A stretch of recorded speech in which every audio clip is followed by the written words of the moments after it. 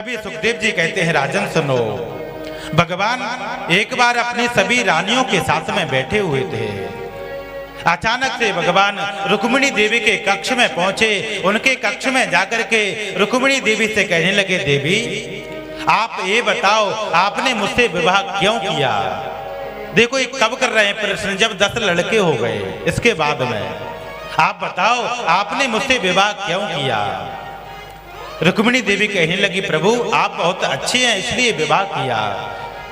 तभी भगवान कहने लगे, रुक्मिणी मैं अच्छा नहीं हूँ, आपके भैया ने तो शिशुपाल का वर्ण किया था, उसके वो बहुत अच्छा था, वो तो राजा था देवी, मैं तो अब राजा भी नहीं होने वाला।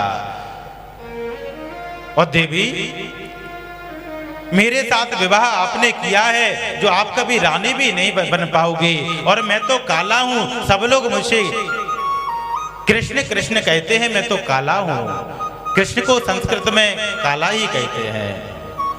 देवी मैं तो कहता हूं अभी भी कुछ नहीं बिगड़ा, अभी भी मुझे छोड़ दो।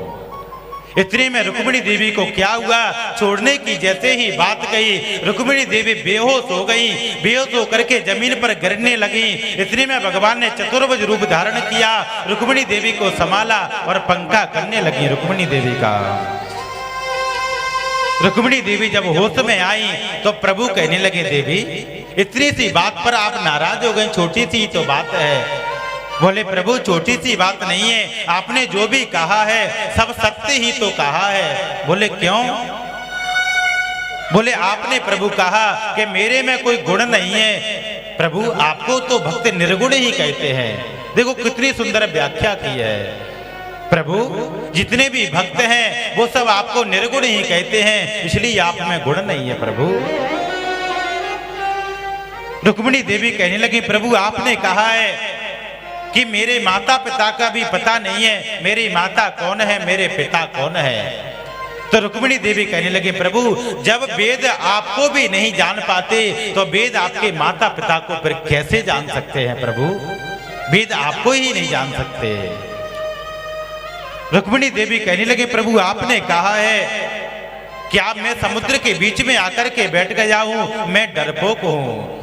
तो रुक्मिणी देवी ने बड़ा सुंदर उत्तर दिया, प्रभु जिसके हृदय में काम क्रोध लोभ मोह मात्सर्य ईर्षा इतने शत्रु भरे बैठे हैं उनके हृदय में आप नहीं जाते, और जिनका हृदय उज्जवल होता है उसी के हृदय में जाकर के आप निवास करते हैं।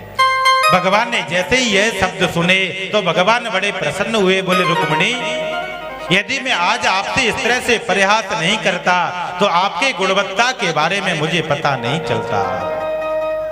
भगवान बड़े प्रसन्न हुए